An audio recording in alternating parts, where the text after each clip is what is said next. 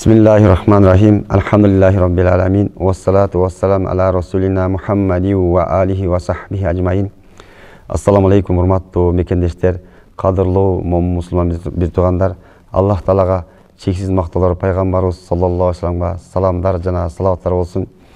Ыйык Рамазан айына туш кылган Аллах Таалага чексиз мактоолор, чексиз шүгүрлөр болсун. Сиз менен биздерди ушундай Кудай Таала жаратып, ушундай мусулман кылып жаратып, мусулмандар ичинен ушу бизге ушу ыйык айга туш кылган Аллах Таалага чексиз шүгүрлөрдү, чексиз мактоолорду айсакта азылгат экен. Пайгамбар саллаллаху алейхи вассалам хадисинде айткандай, Рамазан айы келгенде бейиш нештери ачылып, тозок нештери жабылып, шайтандар кишенделген убакта биз Кудай Таалага көптөгөн жакшы ибадаттар кылып, көптөгөн жакшылыктарды кылып калуу ар бирибиздин некен, милдетибиз экен. Себеби Кудай Таала бизге бул жашоодо 5 нерсени парз кылып, ушу 5 нерсенин ичинен эң бизге ушу парз кылган, ушу 5 нерсенин ичинен эң бизге зарыл окуй турган бул намаз экен. Бүгүнкү биздин темабыз ушу намаз туурасында болмокчу. Себеби Кудай Таала пайгамбар саллаллаху алейхи вассалам хадисте "Бунял ислам ала хамсин". Ислам 5 нерсенин үстүнө түзүлгөн дейт. Биринчиси ла илаха иллаллах Мухаммад расулуллах. Бир Алладан башка Кудай жок, Мухаммад пайгамбарыбыз анын элчиси. Экинчиси намаз окуу, үчүнчүсү зекет берүү, төртүнчүсү ажылык кылуу, жана бешинчиси орозо кармоо. Бул 5 нерсени Кудай Таала бизге парз кылган экен.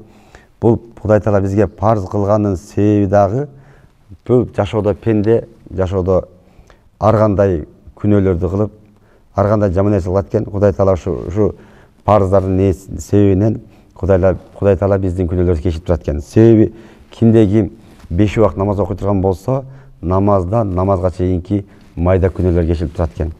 Ким орозо кармай турган болсо, орозодон орозого чейинки күнөөлөр кечирип турат экен. Ким зекет бере турган болсо, жана зекеттеги малдары адалданып турат экен. Ошол себептен эле Кудай Таала бизге ушундай 5 убакыт намазды парз кылган экен. Биз 5 убакыт намаз окуй турган болсок, биздин күнөөлөрүбүз төгүлүп, пайгамбар саллаллаху алейхи вассалам хадисинде келген, кимде ким 5 убакыт намаз окуй турган болсо, ал 5 маал жуунган сыяктуу күнөөдөн тазаланып турат деген. Жана ошондой дагы башка бир хадисте пайгамбар саллаллаху алейхи вассалам хадисинде ким 5 убакыт намаз окуй турган болсо, анын күнөөлөрү күзүндө бактан жалбырактар түшкөн сыяктуу күнөөлөрү күйлүп турат деген. Ошол сыяктан ошону сыңар эле бизде ар бир мусулман биз 5 убакыт намаз окуу ар бирибиздин милдетибиз. Биз намаз окусак дагы, намаз окубасак дагы күндөн күнгө Кудайдын алдына жакындай берет экенбиз. Эгер Кудай Таала бизге 5 убакыт намаз берген болсо, 5 убакыт намаз бүгүн багымдатты окуй турган болсок, багымдат кайра алып убак эч качан кайтып келбейт экен. Пешимде окуй турган болсок, пешим намазы кайра эч качан кайтып келбейт экен. Ошону сыңар эле биз ар бир мусулман 5 убакыт намаз окуу бир ар бирибиздин милдетибиз. Жана ошондой эле Куранда Алла Таала айткан: "Васжид вахтариб". Сен сажда кыл Кудайга, жана жакында деген экен. Биз Кудайга качан жакындайт экенбиз? Кудайга ушу сажда кылыш менен Кудайга жакындайт экенбиз. Жана ошондой эле пайгамбар саллаллаху алейхи вассалам дагы бир башка хадисинде келген: "Аввалу ма юхасабу бихил абду яумал кыямати ссала" дейт. Кыямат күнү эң биринчи намаздан суралат дейт. Эгер кимдин намазы жакшы боло турган болсо, анын башка амалдары да жакшы болот дейт. Эгер кимдин намазы жаман боло турган болсо, анын башка амалдары жаман болот дейт да. Ошондуктан урматтуу мекендештер, кадырлуу мусулман бир туугандар, Кудай Таала ушуну бизге ден соолук берип, көз берип, кол берип, бут берип, ушундай рызкы берип, ден соолук берип, ушундай мүмкүнчүлүк берип атканда, Кудайдын парзы болгон намазды окуу ар бирибиздин милдетибиз. Эгер биз намаз менен окуй турган болсок, көптөгөн жакшылыкка жетебиз. Себеби деген башка бир хадисте ушундай: "Ва акимус салата ва ла такуну минал мушрикин". Силер намазга тургула жана Аллага шерик кошуучу мушриктерден болбогула дейт да. Жана ошондой эле башка бир хадисте келет: "Вастаини бис сабри вас сала" дейт. "Иннаха ла кабиратун илля алал хашиин". Сабырдуулук жана намаз окуу менен Кудайдан сурангыла дейт. Анткени Кудай намаз коркуучулар үчүн өтө оор дейт да. Мисалы Кудайдан Корккондор бул алар үчүн намаз эч качан жеңил экен. Себеби Кудайдан корккан адам намазды 5 убак намазды жеңил окуйт экен да. А Кудайдан коркпогондор бул намаз окуу алар үчүн оор экен. Багымдат намазына туруу, дарат алуу, жана ошондой гусул алуу алар үчүн оор дейт. Ошон үчүн урматтуу мекендештер, кадырлуу мусулмандар, келиңиздер. Ушу ыйык Рамазан айында Кудайлар туш кылып турганда, шайтандар кишинделип, бейиштин эштери ачылып турганда намаз окуганга аракет кылып 5 убак намазга бекем туралы.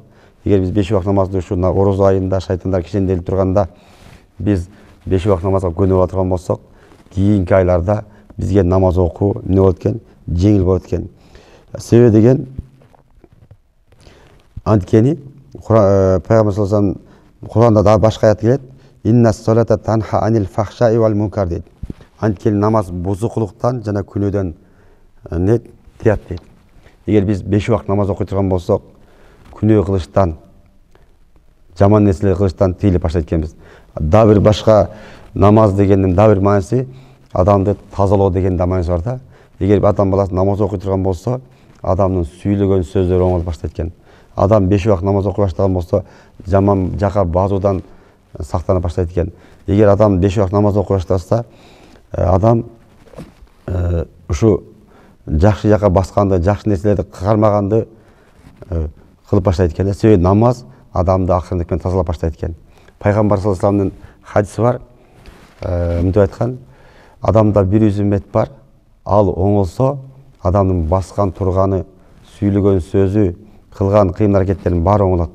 Эгер ал бузула турган болсо, адамдын сүйлөгөн сөзү, баскан турганы, жана ошондой эле кыймыл аракетинин баары бузулат дейт да. Ал эмне дегенде ал жүрөк дейт. Ал жүрөк качан оңолот экен? Биз 5 убак намаз окуш менен жүрөгүбүз оңолот экен. Себеби 5 убак намаз окуш менен адамдын баскан тургандары, 5 убак намаз окуш менен күнөө иштен тыйылып баштайт экен.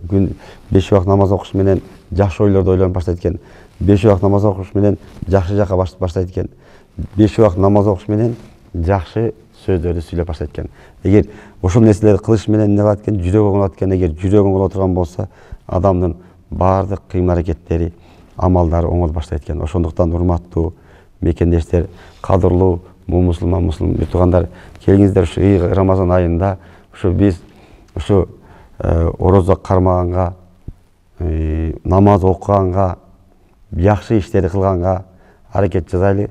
Себеби бул жашоодо биз Кудайга ибадат кылып, намаз окуп деле убакыт өтө берет экен. Намаз окубасак деле убакыт өтө берет экен да. Ошондуктан биз убактыбызды теке кетирбей, ушу ыйык Рамазан айында намаз окуп, намазга такшалып, орозо кармап, орозого такшалып, кийинки айларда дагы жакшы намазга бекем болуп кетүүгө аракет жасайлы. Себеби Пайгамбар саллаллаху алейхи вассалам хадистеринде, көптөгөн хадистеринде келет, бул мушрик жана кафырлык менен мусулман адамдын айырмасы бул намазы дейт да. Адам 5 убак намаз окуш менен бул мусулманчылыктын белгиси экен. Ошондуктан бул жашоодо Кудай Таала бизге канча өмүр берсе, канча Кудай Таала жакшылык бере турган болсо, биз ошол жашообузда намаз окуганга, орозо кармап, Кудайдын парыздарын аткарганга аракет жасайлы. Себеби мына ушу ыйык Рамазан айында дагы көптөгөн намаз боюнча сооптор бар.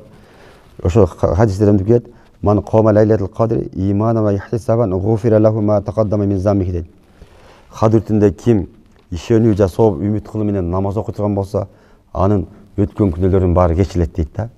Жана башында айтып өткөндөй, биз бул жашоодо эч качан так жүрө албайт экенбиз. Бирөөнө жаман сөз айтып коюшубуз мүмкүн, жаман нерселерди көрүп коюшубуз мүмкүн, жаман нерселерди угуп коюшубуз мүмкүн, жаман жака басып коюшубуз мүмкүн.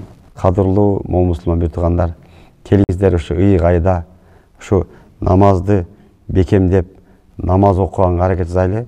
Кудай Таала ушу биздин ушу ыйык айда кылган орозолорубузду, кылган ибадаттарыбыздын баардыгын кабыл кылсын. Эч качан жаманчылыктан сактасын. Кудай Таала ушу ыйык Рамазан айында кылган ушу жакшылыктарыбызды, туткан орозолорубузду, кылган кайыр ихсандарыбыздын баардыгын кабыл кылып, Кудай Таала жакшылыктарын берсин. Эч качан жаманчылыгынан кылбасын. Кудай Тааладан дуа кылалы. Рамазан айында Құдай Таала бізге көптөгөн жакшылыктар насип кылсын. Ассаламу алейкум ва рахматуллахи ва баракатух.